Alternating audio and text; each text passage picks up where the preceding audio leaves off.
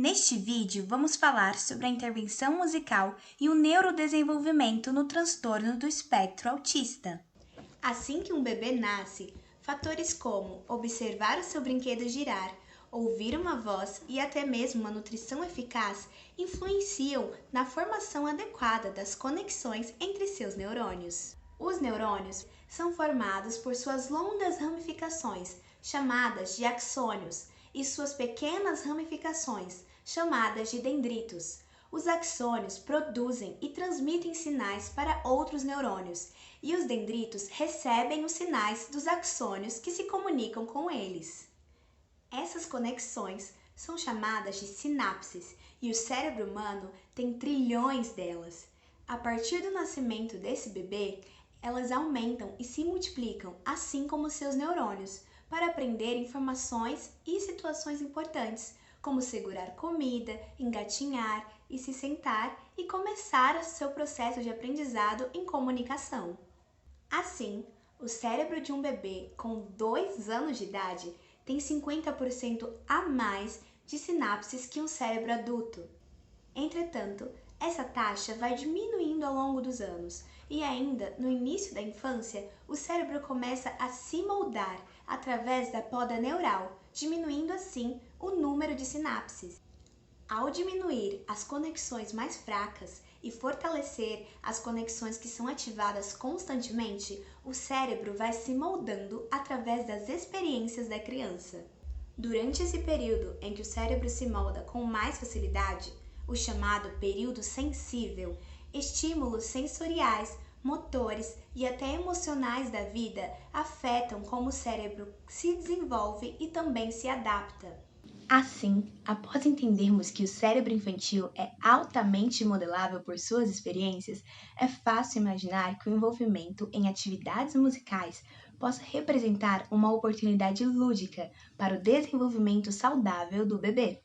Estudos mostram, por exemplo, que experiências musicais podem modelar o cérebro infantil, modificando áreas encefálicas motoras e auditivas e melhorando habilidades correlacionadas com essas áreas.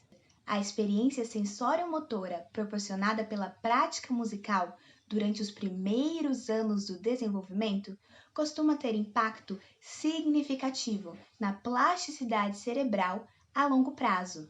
Agora que você já sabe um pouco sobre o neurodesenvolvimento da criança e sobre a importância de bons estímulos na primeira infância, fica mais fácil entender por que uma intervenção musical em quadros específicos de distúrbios do desenvolvimento pode proporcionar benefícios ao indivíduo. É sobre isso que vamos falar agora, no contexto do transtorno do espectro autista. Você já deve ter ouvido falar em TEA, mas você sabe o que é TEA? TEA é a abreviação de transtorno do espectro do autismo. O autismo é um transtorno do neurodesenvolvimento com características que variam de leves a gravemente incapacitantes. Por isso é considerado um espectro. Atualmente, tanto pelo DSM-5 quanto pelo CID-11, os quadros característicos de autismo foram unificados e nomeados como transtorno do espectro do autismo. Um dado bastante interessante é que no ano de 2000, 1 a cada 150 crianças recebia o diagnóstico de autismo. Em 2018, esse número passou para um diagnóstico a cada 44 crianças, ou seja, aumentou muito o número de diagnósticos de pessoas no espectro do autismo. Mas por quê? Será que realmente esses casos estão aumentando? Ou será que esse número expressivo, tem aumentado porque hoje as pessoas, incluindo os profissionais de saúde, têm mais informações a respeito dos critérios diagnósticos e podem mais assertivamente dar esses diagnósticos. A ciência aposta, claro, nessa segunda hipótese. Mas afinal, que características são essas que levam a um diagnóstico de TEA? O diagnóstico atualmente ele é baseado em 2 grandes critérios: comunicação e interação social prejudicados e comportamentos repetitivos ou interações estreitas e obsessivas. Na prática, esses critérios se expressam no comportamento da criança desde muito cedo. Então, é aquela criança que mantém pouco contato visual ou nenhum contato visual, às vezes desde a amamentação. Aquela criança que, quando chamada pelo nome, ela não atende. Aquela criança que é incapaz de compartilhar atenção com você. Geralmente, a interação é muito pobre, muito empobrecida. Não existe a troca de turno, ou seja, aquela questão de eu pergunto, você responde, ou eu te mostro uma coisa, você me mostra outra. É muito comum que as crianças apresentem atrasos na fala. Quando a criança tem a fala desenvolvida, muitas vezes essa fala é uma fala que a gente costuma dizer que é uma fala robótica. É uma fala que não tem o que a gente chama de prosódia. Uma outra característica é que muitas vezes essas crianças, adquirindo a linguagem verbal, elas repetem de uma maneira não funcional, ou seja, fora de contexto, né? Elas repetem, às vezes sílabas, ba, be, bi, bobu, às vezes palavras ou frases inteiras. Às vezes elas ouvem frases em desenhos, em filmes, em comerciais da televisão, e elas repetem aquelas frases ao longo de todo o dia sem nenhum tipo de funcionalidade ou intenção de comunicação. Uma outra característica muito presente é que a criança ela tem uma certa rigidez nas brincadeiras dela. São brincadeiras bastante repetitivas, brincadeiras onde os brinquedos não têm uma funcionalidade, sem flexibilidade para que haja mudança naquela brincadeira, porque outra pessoa participe daquela brincadeira, né? Então, são brincadeiras onde a criança, às vezes, empilha coisas repetidamente, derruba, empilha, ou então ela organiza coisas o tempo todo. Crianças que, às vezes, ficam horas e horas vidradas na TV, vidradas numa tela ou numa música. Uma outra questão é no campo motor. Cada vez mais os estudos vão mostrando as relações sensório-motoras dentro dos quadros do transtorno do espectro do autismo. Geralmente as crianças têm algum comprometimento no desenvolvimento motor delas. Tanto motricidade grossa, né? Ou seja, às vezes ela anda meio desengonçada, ela não tem uma coordenação exata, um equilíbrio exato para fazer na coordenação fina, né? Para pegar coisas, ela é um pouco descoordenada também, né? E às vezes esse motor se reflete, inclusive na fala, na linguagem. É muito comum crianças com TEA terem questões de fala, né, atrasos, déficits relacionados a questões motoras da fala. A partir desses pontos que foram colocados é que a gente pode falar de intervenção musical, porque nós vamos avaliar essas demandas da criança e vamos buscar intervenções para habilitar essa criança ou reabilitar essa criança em funções e habilidades. Algo bastante importante de ser dito é que quanto mais cedo a gente começa a intervenção, melhor desempenho essa criança pode ter ao longo da vida dela. Então, preconiza-se a intervenção precoce. E por que intervenção precoce? Porque do 0 aos 6 anos é o momento onde o cérebro está em pleno desenvolvimento, onde existe uma neuroplasticidade muito intensa, onde diferentes aquisições da criança acontecem. E ela precisa ser acompanhada nessas aquisições ou nessa falta de aquisição, né? Para que ela possa desenvolver da melhor maneira. E nesse lugar, a música entra de uma forma muito potente, porque ela convida a criança para a interação. A música, ela é divertida, ela é algo diferente. Você brinca musicalmente com a criança.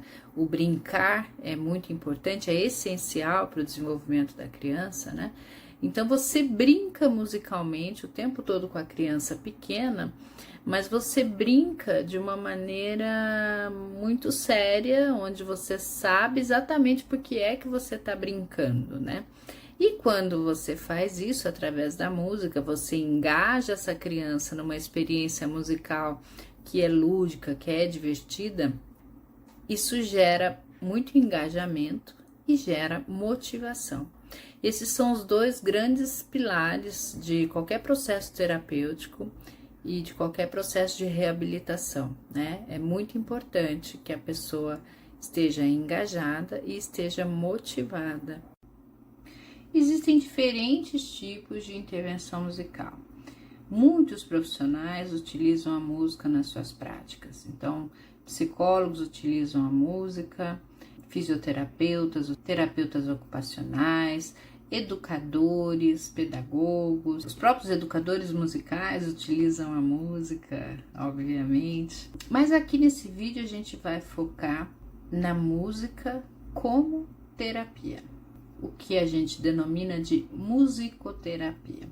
Então, em musicoterapia, os objetivos da experiência musical são sempre terapêuticos, o que significa que a gente convida essa criança para fazer música, para brincar musicalmente, interagir musicalmente, buscando atingir determinado objetivo terapêutico.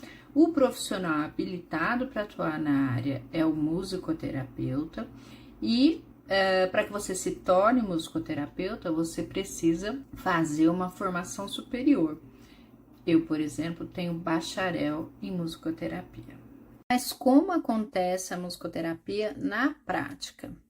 A partir de uma avaliação inicial, identificamos quais são as principais necessidades dessa criança, quais são as principais demandas dela, e a partir daí a gente pensa num plano terapêutico com objetivos definidos e a gente passa a utilizar técnicas específicas da musicoterapia para alcançar esses objetivos.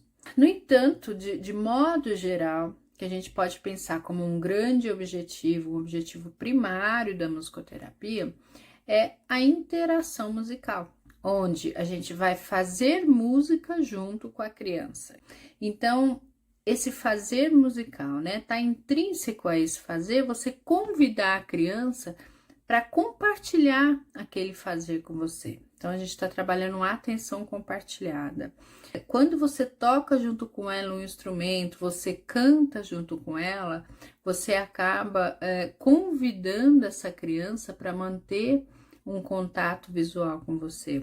Quando você faz música junto, esse processo todo inclui momentos de pausa para que o outro responda. Então, a gente, ao mesmo tempo da atenção compartilhada, a gente vai trabalhando troca de turno, né? Que é minha vez, sua vez. São pré-requisitos, são componentes muitíssimo importantes da comunicação, da interação, que já estão presentes assim de saída nessa interação musical.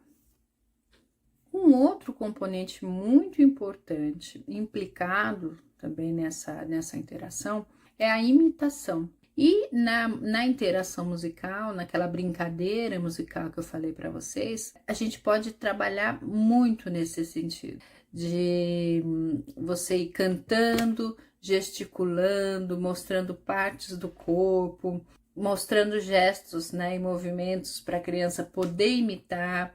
Quando você canta com ela e se você conseguiu esse contato, ela vai estar observando a sua boca, ela vai poder ver todo o movimento, tanto que você, muitas vezes, as crianças, elas começam, você percebe que elas estão tentando imitar o seu movimento antes delas conseguirem fazer essa imitação efetivamente e emitir uma expressão verbal. As canções, ou seja, músicas com letras para serem cantadas, são muito utilizadas em musicoterapia. técnicas que se utilizam de canções podem ajudar a criança com TEA em diferentes aspectos da vida dela. Por exemplo, pode ajudar a criança a contextualizar, a dar sentido para palavras que a criança diz fora de contexto, né? Para Zé Colalias, por exemplo. A canção também, quando a gente usa ela no lugar de composição, né? De compor a canção junto com a criança, muitas vezes ajuda a criança a organizar experiências que ela tem no dia a dia. Canções que trazem partes do corpo, vão nomeando partes do corpo, vão nomeando objetos, vão nomeando animais, vão ajudando a criança a ter consciência do próprio corpo, consciência da funcionalidade desse corpo e consciência do mundo externo, dos animais, dos objetos, né, dos instrumentos musicais. Então a canção ela vai organizando a criança nesse sentido. No outro vídeo aqui da série Música na Cabeça, vocês vão poder entender melhor como é que é essa chegada do som no cérebro e como é que ele se transforma em música, né? Pois na criança com TEA, isso é um pouco desorganizado e em algumas crianças isso é bastante acentuado e atrapalha bastante na vida dela, né? Então, um dos trabalhos que a gente pode fazer através das melodias, organizar esse processamento auditivo central a partir de diferentes timbres, diferentes alturas, diferentes intensidades. E dessensibilizar essa criança, né, aquela que tem um perfil sensorial mais sensível, né, para sons, a gente dessensibiliza essa criança também com sons, tem toda uma técnica para isso, para que ela possa receber melhor esses sons, para que ela possa conseguir organizar melhor esses sons. É possível também trabalhar a percepção prosódica da criança, um dos aspectos que a criança tem déficit, né? Então é possível que a gente trabalhe a entonação, a intenção na fala a partir da música. Tem muitos estudos da neurociência da música que vão atrelando a aquisição e o desenvolvimento de linguagem justamente a essa capacidade de percepção prosódica que o ser humano tem. O ser humano aprenderia a falar, aprenderia a linguagem verbal a partir do momento que ele tem a percepção dessa musicalidade que existe na fala. Os ritmos, eles trazem organização. Existem vários estudos mostrando toda essa questão sensório-motor, a importância disso. Tem um outro vídeo na série Música na Cabeça que fala especificamente sobre isso. Então, esses ritmos, eles trazem essa possibilidade, essa integração sensorial com essa integração motora, ativa várias áreas do cérebro relacionado à parte motora, né? Desde o planejamento motor até a execução motora. E isso tanto para o corpo, para a motricidade grossa, motricidade fina, quanto para a fala. E finalizando, as experiências musicais em musicoterapia são um convite para que a criança interaja com leveza e ludicidade. Geram prazer, validam aquilo que a criança faz, gratificam a criança, estimulam a autonomia e a criatividade, promovem o engajamento e a motivação no processo terapêutico. Obrigada.